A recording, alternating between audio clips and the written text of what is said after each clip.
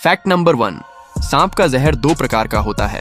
पहला न्यूरोटॉक्सिक, जो सीधे दिमाग पर असर करता है, और दूसरा है हिमोटॉक्सिक, जो खून को जमा देता है। फैक्ट नंबर 2, मच्छर 20 करोड़ साल पहले धरती पर आए थे।